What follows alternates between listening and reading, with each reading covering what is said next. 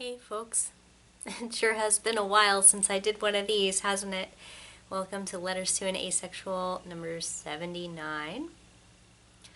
I took a break from the Letters to an Asexual to do interviews with some of y'all from the community. I was so happy with how these came out. They were very time consuming to edit sometimes.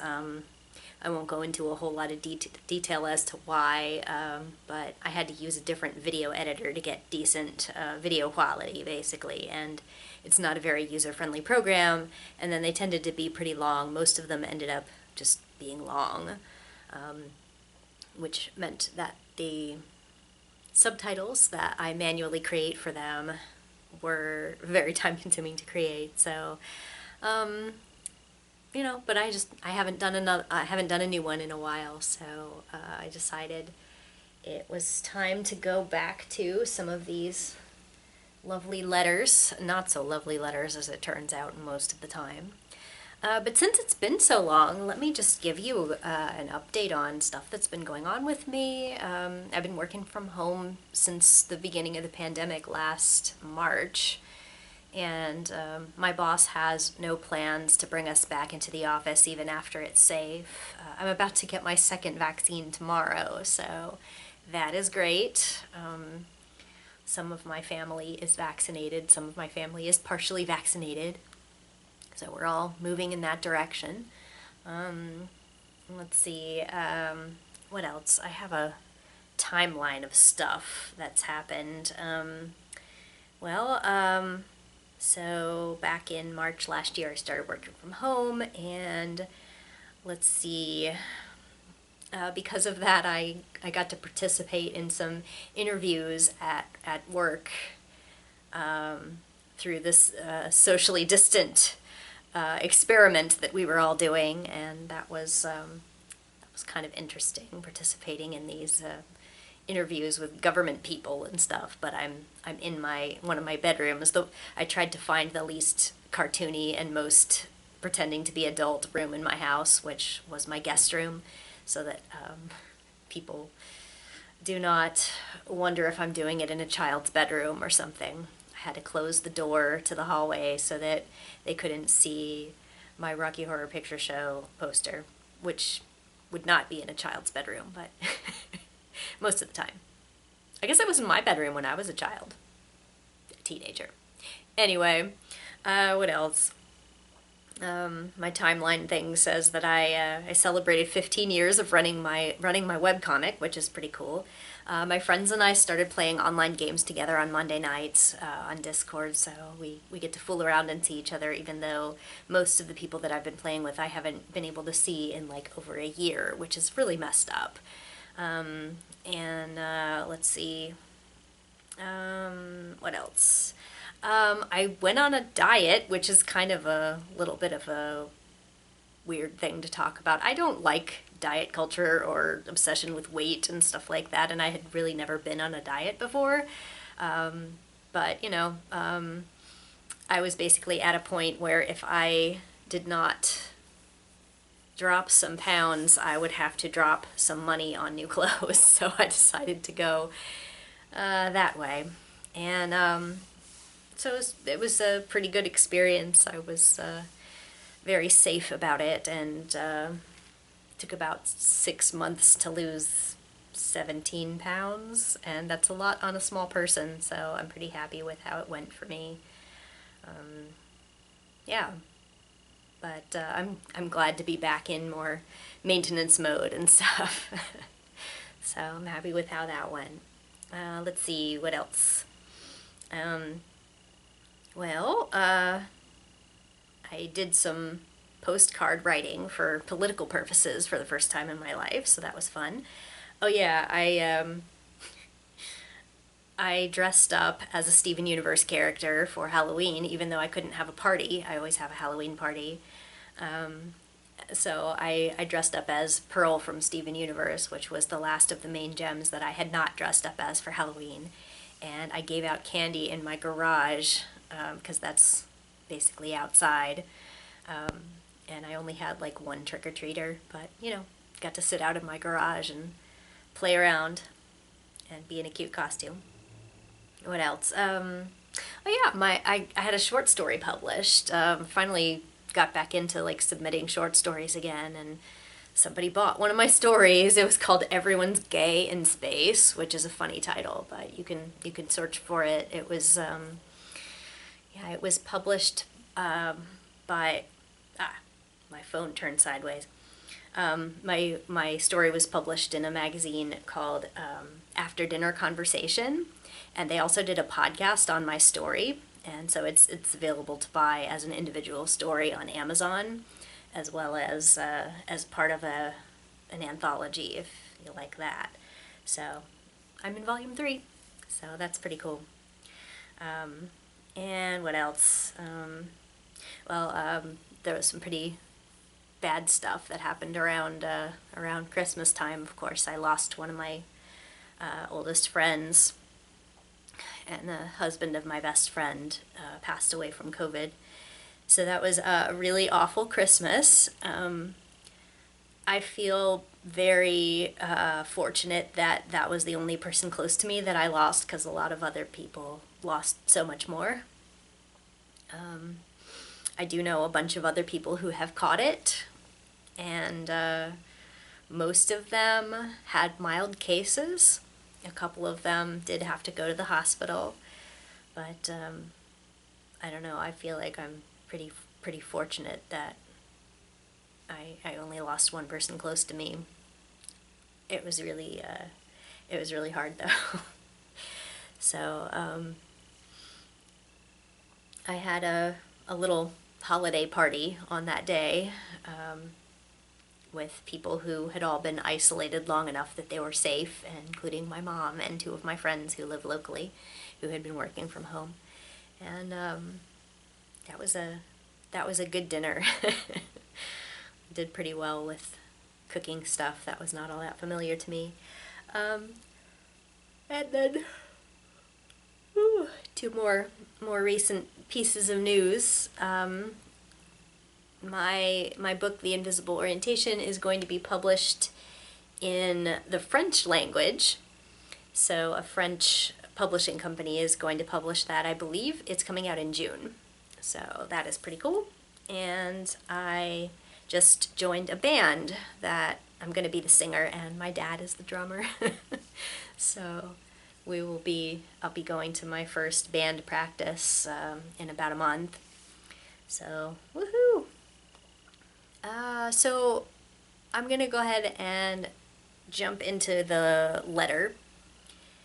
And this is actually not a letter per se, it's a bunch of gathered comments that the majority of them, I believe, I have featured either in these letters or in discussions online.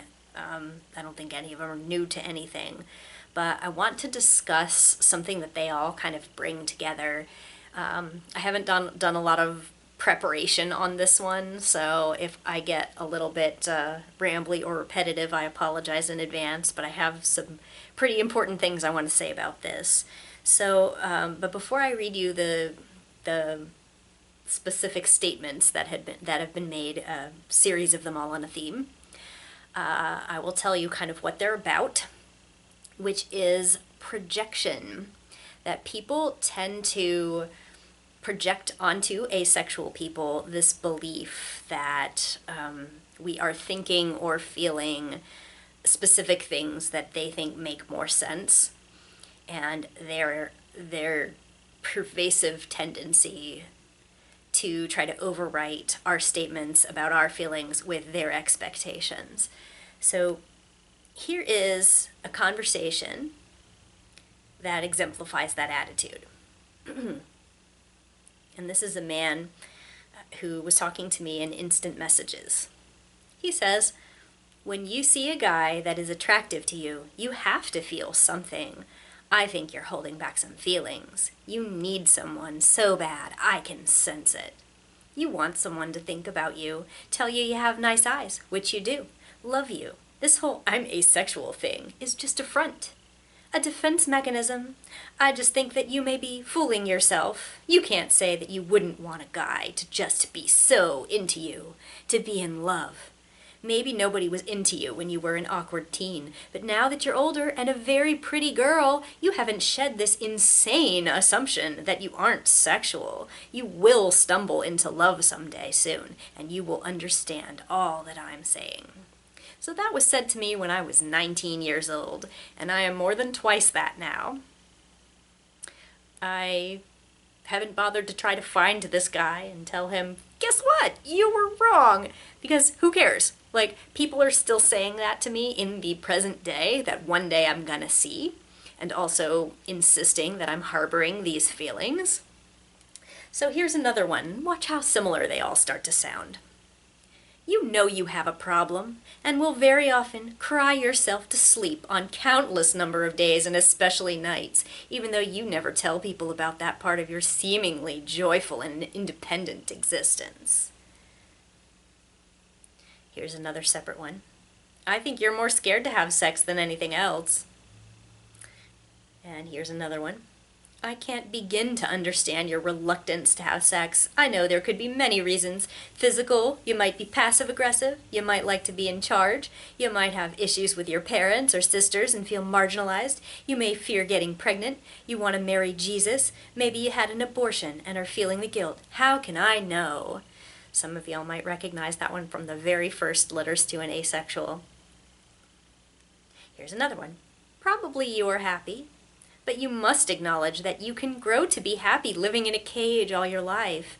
As long as you never know, or try to, see how it is outside. Being happy doesn't mean you shouldn't try to be happier.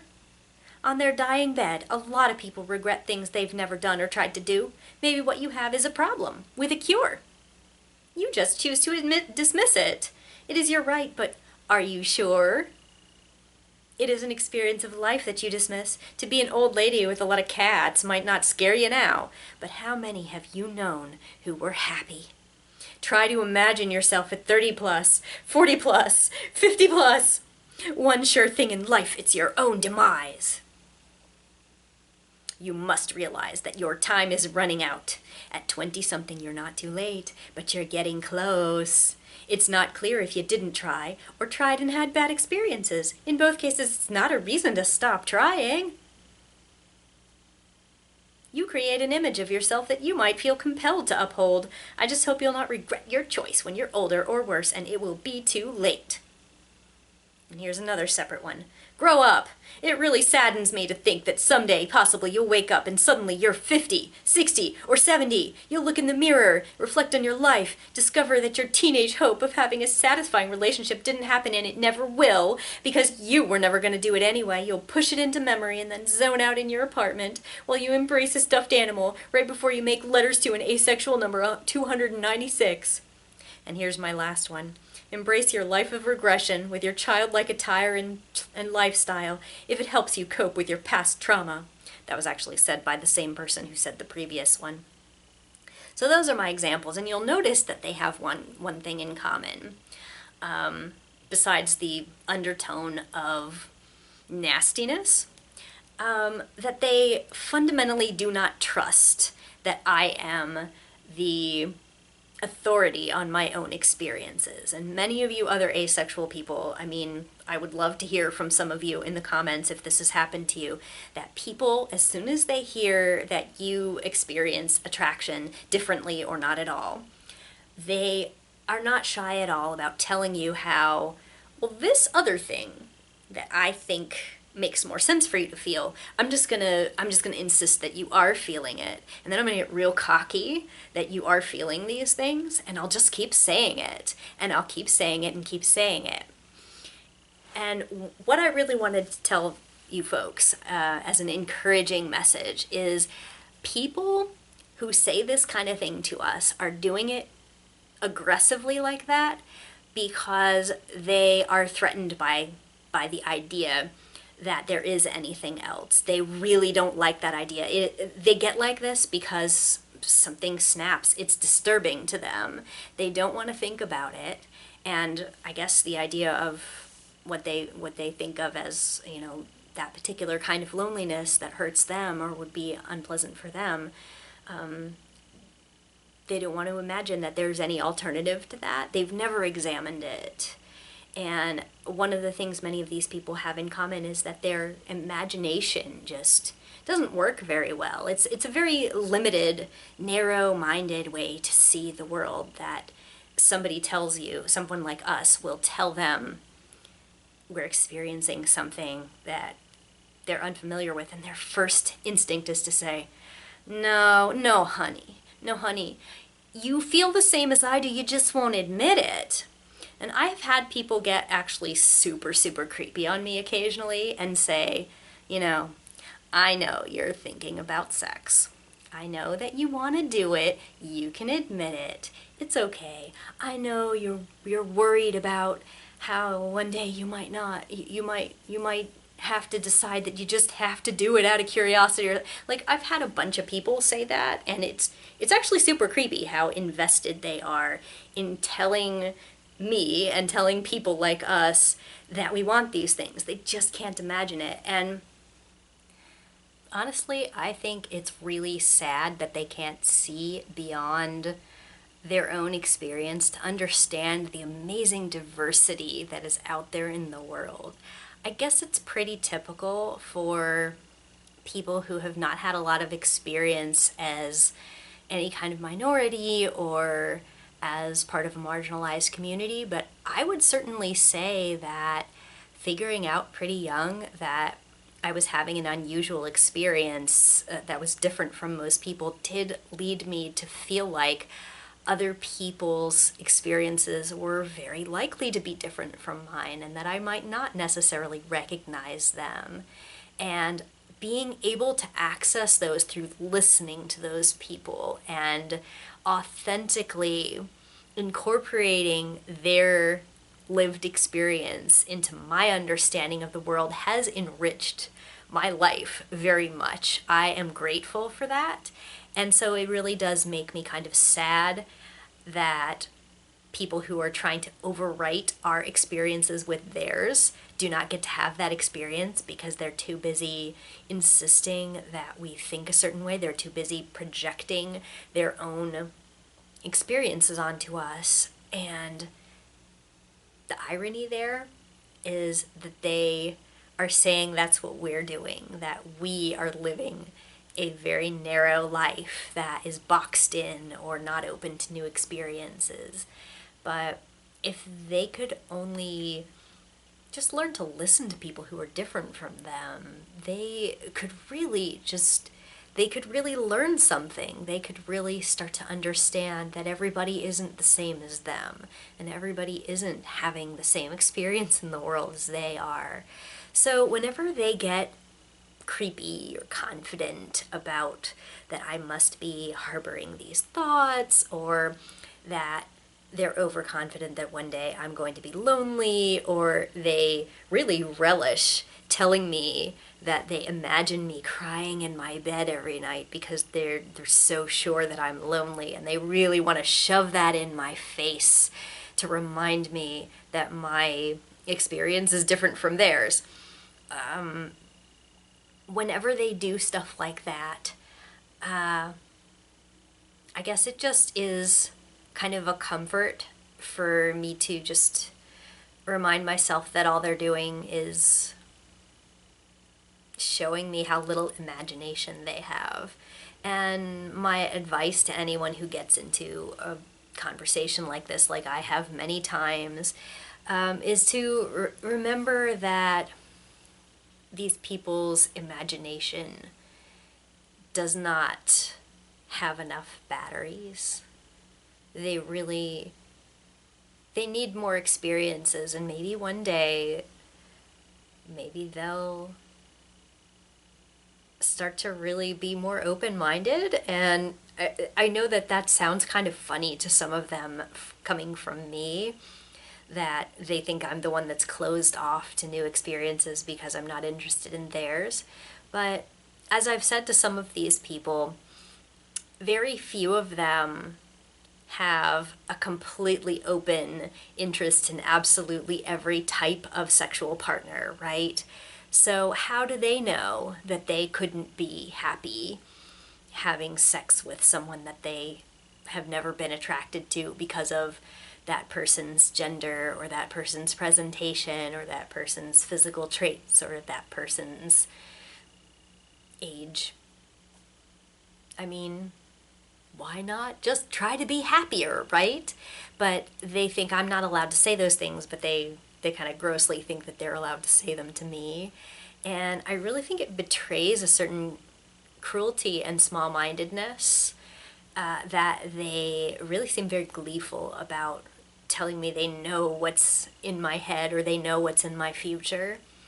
And I mean, if I could speak directly to them for a moment, you don't sound convincing. The only person that you're convincing is yourself, it sounds like.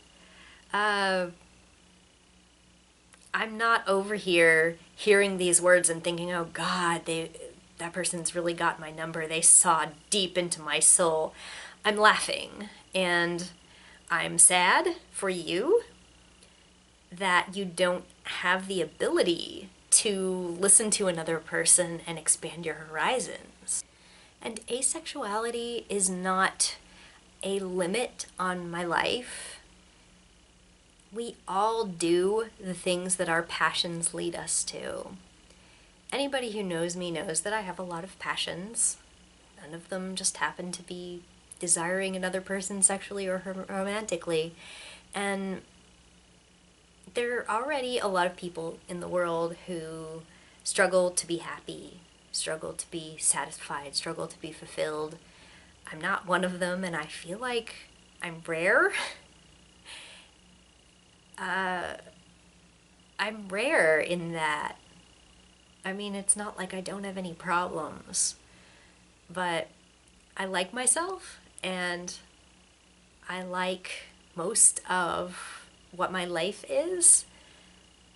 I still have goals and aspirations. I have unfinished business, but I don't have a lot of disappointment. I don't have a lot of dissatisfaction with my life, and I feel really fortunate that that is how my life has turned out. So much of how my life has developed as an adult has been the dream that I had since I was much younger, that I really wanted certain things in my life to turn out how they have, and through a mixture of luck, privilege, and hard work, I have gotten a lot of those things, and I'm eternally very grateful for everything that helped me get to where I am. It is ignorant of those people to look at who I am, what I am, how I am, and see sadness, write that onto my face, write that into my life, and insist they see it there when they're the ones putting it there, and that they're using their imagination to pull it out of nowhere. It is not reality. And if you are an asexual person or an aromantic person or anybody who has had to listen to messages like this from people like them, I would advise that you remember you are the author of your life. They don't know you. And the aggressiveness and the cruelty behind some of these comments when they're very inappropriately invested in trying to tell you what you do feel or will feel, the glee that they often accompany their terrible predictions about your future with, is their problem. It's not really our problem. It's unpleasant to have to listen to, but that is not our reality. We know it isn't. And I wish that they could learn to listen to other people, but I'm a lot more concerned with the health and happiness of people in my community than I am with people who abuse other people because they refuse to open their minds. Anyway, so that is just my attempt to let you know that if you've been through something like this and you have had to deal with, especially if it's an authority figure, someone telling you, well, you're never going to be happy like that, or I know what you're thinking about, or I know that you have this fear or this desire, or that you like that person, or I know that you like me, I know that you're sexually attracted to me. All of us have heard that. I mean, I've been reading this one lady's blog recently that has a bunch of mostly meet me and plenty of fish and OkCupid messages, where she has some pretty strict rules about who she wants to talk to, and these people, mostly men, will message her and tell her that they think she's hot and they don't meet her requirements, so she'll tell them to go away, and then immediately they will start sending her pictures of themselves or pictures of their private parts, and then say, you like it, you love it, you need it, I can tell, you need a man, you need to get sex, you need, all this stuff about how she must be bitter because she's not getting enough dick or whatever. So, I mean, and she's a straight woman. So, I mean, it's kind of funny to watch that this is how those kinds of people act to just about everyone. It's a them problem. It's not us. It's what they do to everybody they don't understand, everybody they can't control, and everybody who doesn't fall in line with their view of the world. So hopefully that helps some people if you feel like it's just you who's a target, or just people like us. We experience it in